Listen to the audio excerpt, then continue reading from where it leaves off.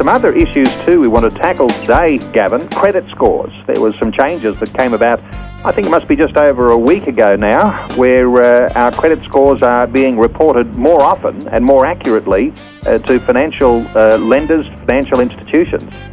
Yes, a significant change that occurred was that financial institutions needed to report if you defaulted on a debt repayment if it was older than 60 days. And now they're reducing that significantly, so that I think you can be up to like 5 days overdue on your payment, and that will get reported and be included in your credit score. So it has some large implications.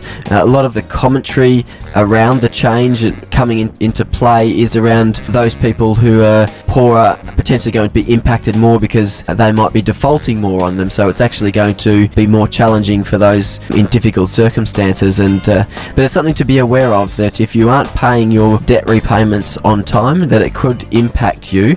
And if you, do it consistently, it will impact your credit score, and then it can mean that you'll pay more in terms of the interest rate when you do go to borrow in the future. And of course, are these credit scores being kept on each one of us.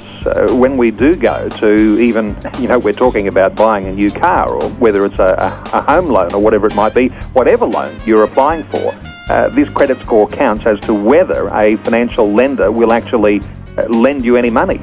Yeah, there are lots of things that go into the credit score, and one of those includes how many times you've applied for some form of debt or credit card. The other major one is how often you're late on your repayments. Interestingly, it generally is confined in Australia. The results of the credit score are confined to further lending, whereas in the States, your credit score can have an impact on your job prospects, because they'll say, well, what's your credit score? And that can provide an indication to them of your situation, and then you may or may not get the job based on that credit score. So at least in Australia, we're not at that level, but with the shorter time frames on reporting, that it can have more impact on your particular scenario. Is it something, though, you feel like we perhaps should keep in the back of our mind when it comes to credit scores, that we may well follow the US track, and credit scores could be something that everyone we have contact with will have access to, and perhaps be even able to hold those things against us?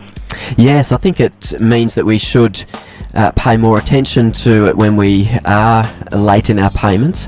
Some people are concerned that simple mistakes can sit on your credit score for a long time. So I think a couple of people said, look, my electricity company keeps on, or the posting my electricity bill to my neighbour, and my neighbour just returns it to sender, and then by the time I get the bill, I've paid it late, and then that would affect my credit score. So there are little intricacies of how it works that could negatively impact you in some scenarios. But I think we tend to follow the US, so I think there's going to be more and more emphasis put on it over time.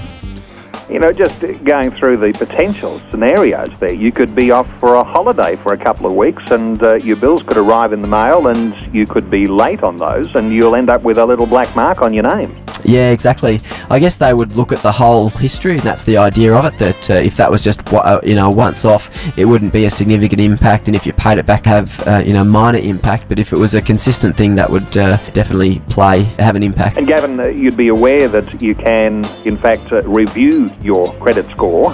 Those companies that keep the scores, you can challenge those things that are on there, and you can try and have those black marks cleared from your name. Is that something you advise people to do? Yes, I actually looked up my credit score a number of years ago, and mine and my wife's, because my wife lost her purse, and one thing that you can do when you look at your credit score is to check if somebody has applied for credit cards under your name, if they've got your details.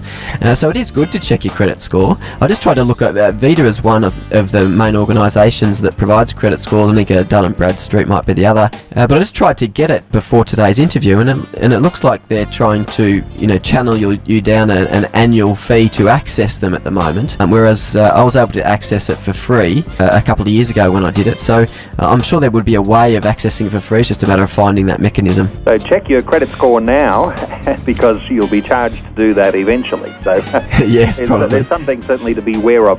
Gavin Martin is our guest. We're talking about finances today, and you might like to contribute to our conversation. You might have a question that you'd like to pose for Gavin Martin.